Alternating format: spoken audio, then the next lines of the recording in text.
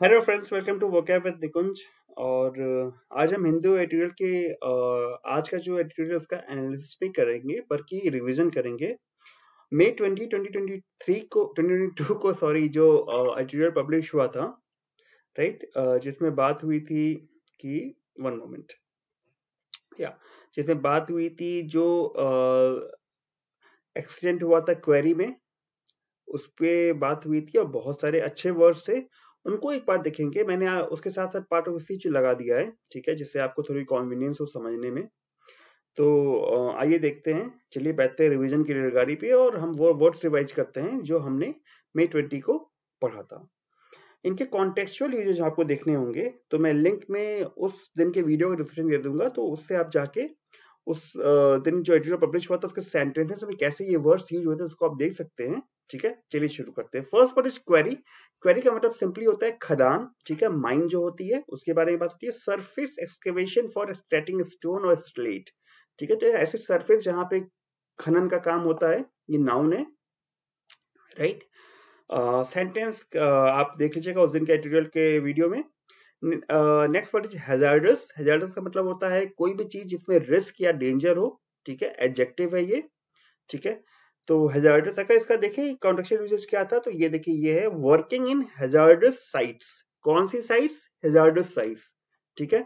Such as quarries where explosive and heavy machinery. क्यों hazardous है? क्योंकि एक्सप्लोसिव है, हैवी मशीनरी डिप्लॉयड है, कुछ भी गिर सकता है, कुछ भी फट सकता है, लाइकवाइज। फ्रॉट। फ्रॉट ये एडजेक्टिव है, इसका मतलब होता है मार्क्ड विद डिस्ट्रेस। डिस्ट्रेस से क्या होता है? डिस्ट्रेस का मतलब कुछ भी नेगेटिव सेंस में होता है, जैसे कि साइकोलॉजिकल सफरिंग हो गया या डेंजर हो गया। तो जो भी चीज जो डेंजरस हो, वैसी हो, उसे फ्रॉड कहेंगे। अगर कॉन्टेक्चुअल देखें तो ये लिखा है कि ऐसी साइट जिनके बारे में बात करते हैं is fraud with risk, risk से भरी हुई है, ठीक है, इन्वॉल्व है, राइट। तो फ्रॉड का मतलब याद रहेगा, एडजेक्टिव है ये। कोलिजन हमारा अगला वर्ड है, इसका मतलब होता है सीक्रेट और इलीगल कॉपरेशन और कॉन्स्पिरेसी, ठीक है। मतलब कोई छुपा हुआ सा या इलीगल कॉपरेशन हो, कॉन्स्पिरेसी हो, लोगों की मिली भगत हो, ठीक है।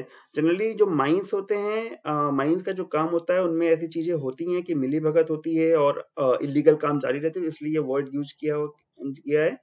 Culpability is the next word. इसका मतलब होता है स्टेट ऑफ गिल्ट, अपराध बोध की भावना, ठीक है। तो उस भावना को कल्पेबिलिटी कहते हैं, नाउन है ये। बियर के बहुत सारे मीनिंग्स होते हैं, ठीक है। ये मीनिंग मुझे भी पता चला कि ब्रिंग फोर्थ भी होता है, वैसे तो भालू भी होता है as a noun, as a verb बर्दाश्त करना भी होता है, ठीक है। लेकिन यहाँ पे है ब्रिंग फोर्थ, मतलब कि सामने लाने को भी बियर कह रहे हैं, ठीक है। बियर का कॉन्टेक्चुअल ये देखे तो यहाँ पर था कि जो डेथ है, ठीक है, जो 3 वर्कर्स का डेथ हुआ है वो सामने लाता है, क्या लाता है? ट्रेजिक टेस्टिमनी सामने लाता है, ठीक है। टेस्टिमनी का मीनिंग देखेंगे हम अभी। टेस्टिमनी का मीनिंग होता है something that serves as evidence, जो एविडेंस की तरह कुछ सर्व करता हो, ठीक है। तो जो डेथ हुई है वो एक एविडेंस को सामने लाता है कि कुछ जो भी बात हो रही है वहां पे। Next word is boulder. Boulder का सिंपल मीनिंग होता है, ये नाउन है, कि बड़ा सा पीस, पत्थर का टुकड़ा, ठीक है, जो उसको उसके ओरिजिनल प्लेस से हटा दिया गया है, वो गिर गया या जो भी एक्सीडेंट हुआ था, उसके बारे में बात हो रही है। उसके बाद जो वर्ड है वो डेब्री है। डेब्री में एस साइलेंट होता है, ठीक है, ये जो एस है ये साइलेंट रहता है। डेब्री का मतलब होता है कि remains of something that has been destroyed और ब्रोकन अप। कुछ भी चीज जो डिस्ट्रॉय हो गई है या टूट गई है, उसका बचा खुचा पार्ट, ठीक है, उसे हम डेब्री कहते हैं, नाउन है ये। Next word is faithful.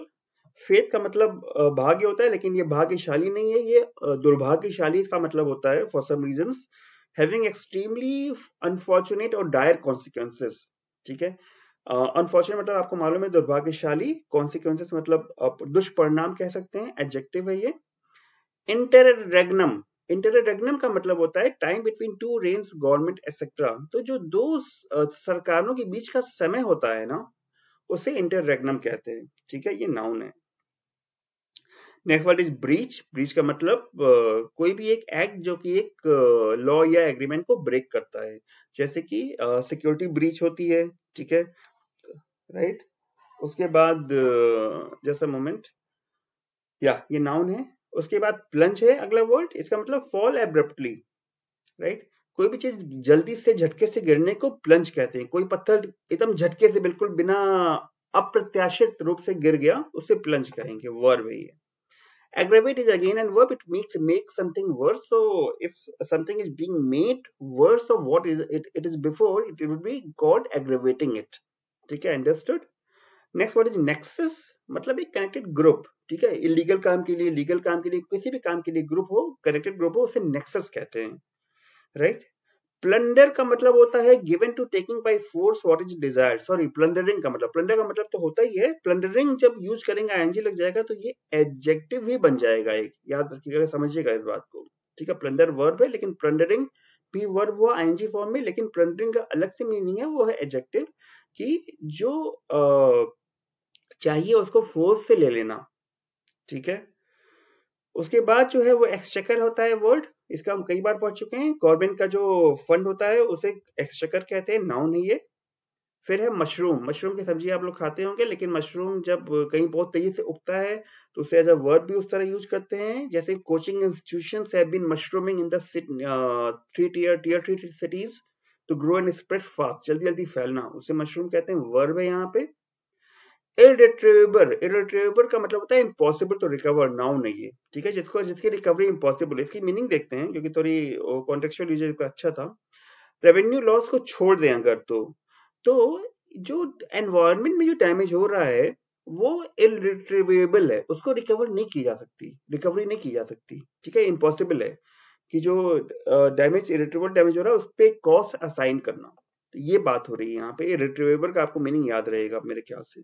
Shark का मतलब जो मछली वो होती है, फिश होती है, वो तो आपको मालूम ही है, लेकिन शार्क उनको भी कहते हैं a person who preys on and victimises others, जो किसी दूसरे पे शिकार करे या फिर उनको विक्टिमाइज करे बाय स्विंडलिंग और एक्सटॉर्शन, उनको धोखाधड़ी करके या फिर धमकी देके या फिर जैसे भी। विक्टिमाइज का मतलब एक बार देखते हैं यहाँ पे, विक्टिम बनाना, पनिश करना। ठीक है, तो एक टीवी सीरीज है शार्क टैंक्स, पता नहीं आप लोगों ने देखी है कि नहीं, अगर नहीं देखी देखा तो देखिएगा, इंडिया में भी उसका वर्जन आया है। तो वो लोग क्या करते हैं कि जो नए एंटरप्रेन्योर्स हैं उनको पैसा देते हैं अपनी टर्म्स एंड कंडीशंस पे, तो हो सकता है विक्टिमाइज कर रहे हो सकता है ना कर रहे हो। ठीक है, have an axe to the is an idiom, इसका मतलब होता है कि have a private reason for doing और बीइंग इन्वॉल्वड इन समथिंग, किसी भी चीज को करने का एक प्राइवेट रीजन हो, खुद का कारण हो, उसे मतलब होता है have an axe to grind.